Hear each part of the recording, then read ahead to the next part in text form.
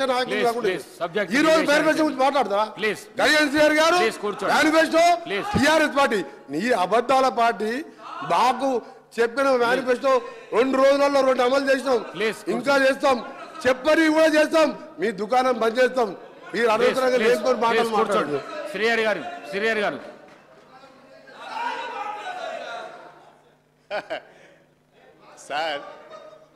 Sir ఇప్పుడు మీకు అర్థమై ఉంటుంది సార్ మా ముఖ్యమంత్రి గారికి కూడా అర్థమై ఉంటుంది ఎవరు ఫ్రస్ట్రేషన్లో ఉన్నారు అనేది ఎవరు ఫ్రస్ట్రేషన్లో ఉన్నారు సార్ శ్రీహరి గారు ప్లీజ్ కాదండి సార్ మీరు ఆపారా సార్ మాట్లాడుతున్నారు ఆయన మాట్లాడిన తర్వాత ఆపడా సార్ అరే ఒక మంత్రి సార్ ఒక మంత్రి గారు మస్తు ఏంది సార్ మస్తు ఎక్కిందని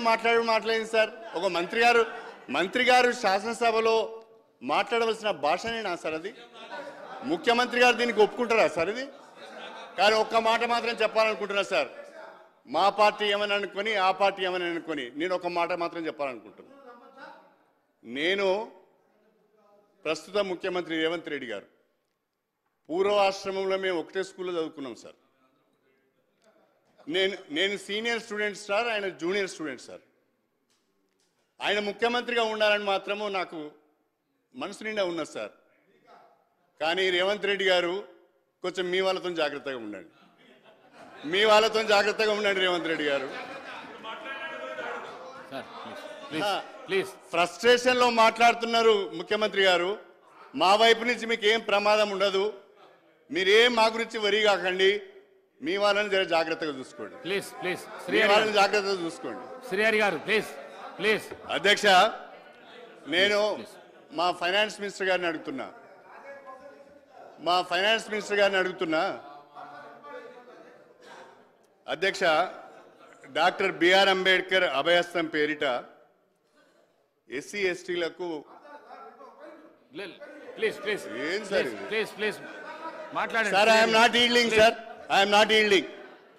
సార్ డాక్టర్ బిఆర్ అంబేద్కర్ అభయస్థం పేరిట అవకాశం ఇస్తా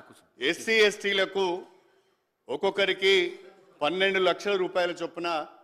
ఆర్థిక సాయం అందిస్తాం వాళ్ళకు ఆర్థిక స్వావలంబన కల్పిస్తాం ఉపాధి అవకాశాలు కల్పిస్తామని చెప్పారు సార్ చాలా సంతోషం వి వెల్కమ్ ఇట్ కానీ విక్రమార్కజీ బడ్జెట్లో దీనికి సంబంధించిన అలొకేషన్ లేదు ఒకవేళ ఉంటే ఉన్నది అని చెప్పండి లేకుంటే రేపు పెడతాము మళ్ళీ రెగ్యులర్ బడ్జెట్లో పెడతామని చెప్పండి కాకపోతే ఇంకొకటి అధ్యక్ష నేను మన కాంగ్రెస్ మేనిఫెస్టోలో ఇంకొక అంశం కూడా చూసిన అధ్యక్ష షెడ్యూల్ కులాల జనాభాకు అనుగుణంగా దామాషా పద్ధతిన ఎస్సీల రిజర్వేషన్స్ 18% పెంచుతామని ఒక హామీ ఇచ్చి ఉన్నారు మీరు 1986లో ఎన్టీ రామారావు గారు ముఖ్యమంత్రిగా ఉన్నప్పుడు ఎస్సీ ఎస్టీల రిజర్వేషన్ను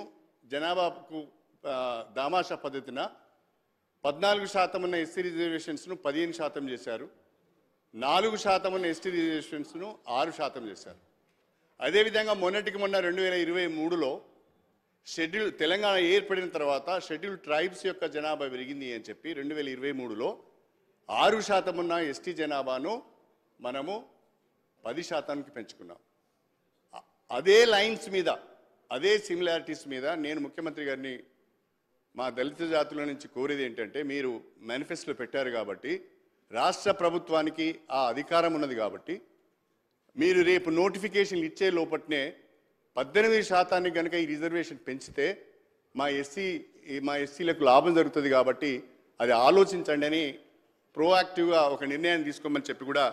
నేను గౌరవ ముఖ్యమంత్రిని గారిని కోరుతున్నా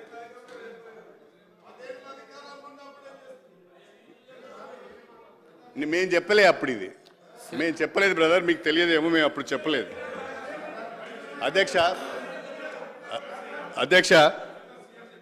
అధ్యక్ష నేను గౌరవ బట్టి విక్రమార్క గారితో కోరుకునేది ఏంటంటే మీరు రియాలిటీస్కి దగ్గరగా బడ్జెట్ను కుదించుకున్నాం. 2022-23 బడ్జెట్ 2023-24 బడ్జెట్ను 2,24,000కే కుదించుకున్నాం. 2024-25కి సంబంధించిన బడ్జెట్ను 2,75,000 కోట్లకే కుదించుకున్నాం. మేము వాస్తవాలకు దగ్గరగానే మా బడ్జెట్ను రూపొందించుకున్నామని చెప్తున్నారు. కానీ నేను మీతో రిక్వెస్ట్ చేసేది ఏంటంటే 2,75,000 కోట్ల రూపాయలు మీరిచ్చిన హామీలకు కానీ మీరిచ్చిన గ్యారంటీలకు కానీ అదేవిధంగా మనం చేయవలసిన క్యాపిటల్ ఎక్స్పెండిచర్ కానీ ఏమాత్రం కూడా సరిపోయే పరిస్థితి లేదు, ఏమూలో కూడా సరిపోయే పరిస్థితి లేదు. కాబట్టి దీనిపైన నేను నిన్న కూడా చెప్పాను, మళ్ళీ చెప్తున్నాను, ఇంకా రియలిస్టిక్గా వనరులను సమీకరించుకోవడానికి ఉన్న అవకాశాలు ఏంటి, దుబారా తగ్గించుకోవడానికి ఉండే అవకాశాలు ఏంటి, అవన్నిటిని కూడా మీరు ఎక్సర్సైజ్ చేసి ఇంకా రియలిస్టిక్గా దీన్ని రూపొందించి మీ మాట నిలబెట్టుకుంటారని నేను ఆశిస్తున్నాను. మహేశ్వర్ రెడ్డి గారు.